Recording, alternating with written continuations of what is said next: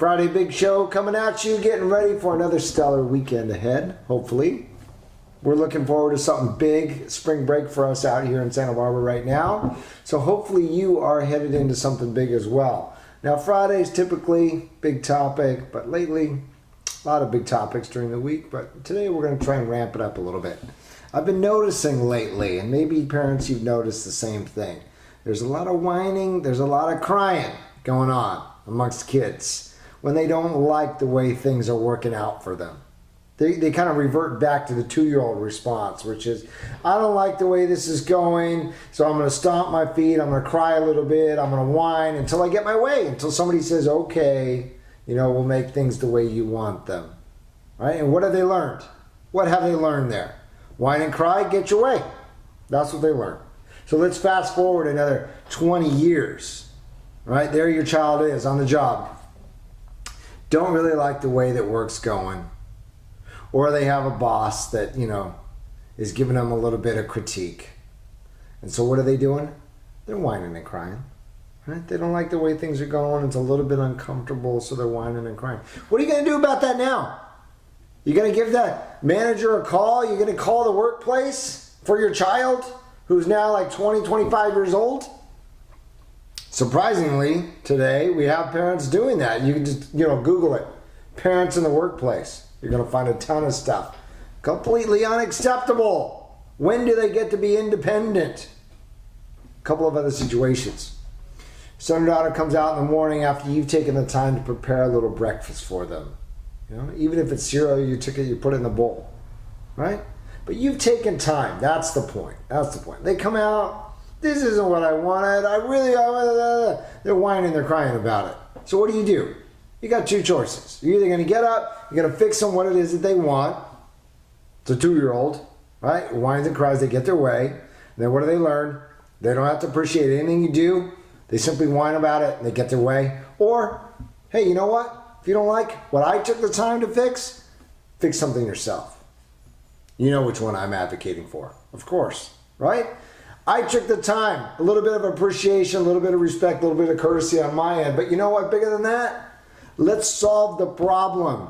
If you don't like the way things are right now, I was going to say, if you don't like the way things are today, same thing, change them. What can you do to change your circumstances? Don't come whining, crying to me, hoping that I'm going to change things to make you more comfortable. I think that's the big idea here. Okay? We have to be able to equip kids with the skills to be able to change their circumstances if it's something they don't like.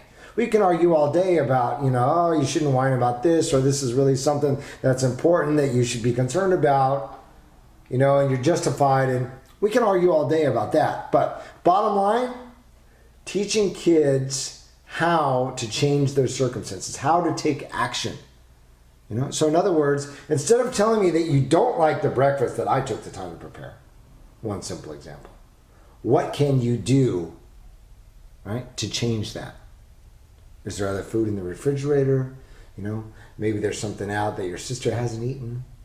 What are the strategies that you're going to teach your kids to deal with situations that are uncomfortable, other than whining and crying? Right? Because again, you can't be the parent who calls the workplace when your grown child is now out on their own. They need to be able to do that, of course, on their own. And we're building life skills, of course, in that direction.